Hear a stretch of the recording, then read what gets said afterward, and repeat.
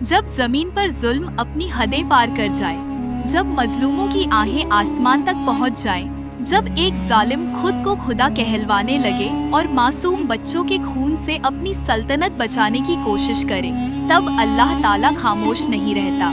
वो जुल्म के मुकाबले के लिए एक नबी भेजता है, हिदायत की रोशनी जलाता है और ऐसे वक़्त में जन्म लेते हैं अल्लाह के रसूल, जो उसकी मदद से तागूत के महलों को हिला देते हैं। यह कहानी है हजरत मूसा अलैहिस्सलाम की और फिरौन के अंजाम की। यह सिर्फ एक किस्सा नहीं, बल्कि हक और बातिल की सबसे बड़ी जंग की सच्ची और इबरत से भरी दास्तान है। हजरत मूसा अलैहिस्सलाम की पैदाइश मिस्र में उस दौर में हुई जब फिरौन, जो खुद को खुदा कहता था, बनी इजराइल पर जुल्म की इंतहा कर चुका था। जब उसके अय्यारों ने उसे बताया कि बनी इस्राइल में एक लड़का पैदा होगा जो उसकी सल्तनत को खत्म कर देगा, तो उसने हुक्म दिया कि हर नवजात लड़के को कत्ल कर दिया जाए और लड़कियों को जिंदा रखा जाए। हजरत मूसा की वालिदा को जब उनकी पैदाइश का वक्त आया, तो अल्लाह ने उनके दिल में वही डाली कि बच्चे को एक संदूक में रखकर दरिया में बहा दो और मत डरना, हम उसे तुम्हें वापस लौटाएंगे और उसे अपना रसूल बनाएंगे। यूं एक मासूम बच्चा दरिया के जरिए फिरौन के महल तक पहुंच गया। फिरौन की बीवी हजरत आसिया ने जब बच्चे को देखा तो फौरन मोहब्बत दिल में पैदा हो गई और कहा, यह तो हमारी आंखों की ठंडक है, इसे कत्ल मत करो, शायद ये हमें फायदा दे या हम इसे अपना बेटा बना लें। अल्लाह ने मूसा को उनकी माँ से ही दूध पिलवाने का इंतजाम कर दिया और यूं अल्लाह ने अपने नबी की परवरिश उसी के दुश्मन के घर में कराई। जब मूसा जवान हुए तो एक दिन उन्होंने देखा कि एक मिस्री और एक बनी इजराइली लड़ रहे हैं। उन्होंने बनी इजराइली का साथ दिया और मिस्री को मुक्का मारा, जिससे वो मर गया। फिर उन्हें पता चला कि फिरौन उन्हें मारना चाहता है, तो वो मिस्र छोड़कर मदीन की तरफ निकल गए। वहाँ उन्होंने एक कुएं पर दो लड़कियों को देखा जो अपनी बकरियों को पानी नहीं पिला रही थी। मूसा ने उनकी मदद की।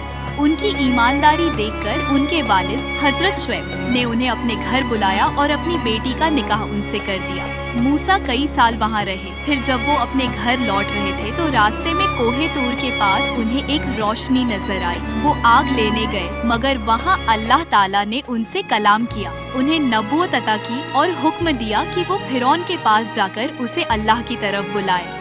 मूसा ने दुआ की कि उनकी जबान की गिरह खोल दी जाए और उनके भाई हारून को उनका साथी बनाया जाए। अल्लाह ने उनकी दुआ कबूल की।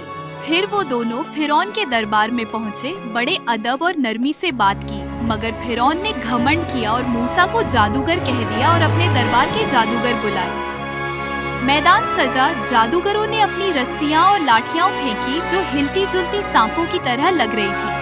फिर मूसा ने अल्लाह के हुक्म से अपना असा फेंका, जो एक बहुत बड़ा अजदहा बन गया और सब कुछ निकल गया। यह देखकर जादूगर सजदे में गिर गए और कहने लगे, हम मूसा और हारून के रब पर ईमान लाए।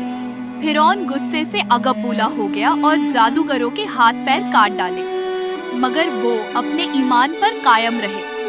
फिर अल्लाह ने मूसा को हुक्म दिया कि बनी इजराइल को मिस्र से निकाल लो। रात के अंधेरे में वो निकल पड़े और जब फिरौन को खबर मिली तो वो अपने लश्कर के साथ पीछा करने दौड़ा। बनी इजराइल समंदर के किनारे पहुँचे, पीछे फिरौन का लश्कर, आगे समंदर। लोग डर गए, मगर मूसा ने कहा, मेरा रब मेरे साथ है, वो मुझे रास्ता दिखाएगा। अल्लाह ने हुक्म दिया। मूसा ने अपना असा मारा और समंदर चीर गया। पानी दीवार की तरह खड़ा हो गया और बीच में रास्ता बन गया। पूरी कौम सलामती से पार हो गई। फिर फिरौन भी अपने लश्कर के साथ समंदर में दाखिल हुआ, मगर जैसे ही मूसा का आखिरी आदमी पार हुआ, पानी वापस आ गया और फिरौन अपने पूरे लश्कर के साथ डूब गया। डूबते वक्त उसने कहा, अब मैं ईमान लाता हूँ उस रब पर जिस पर मूसा ईमान लाया।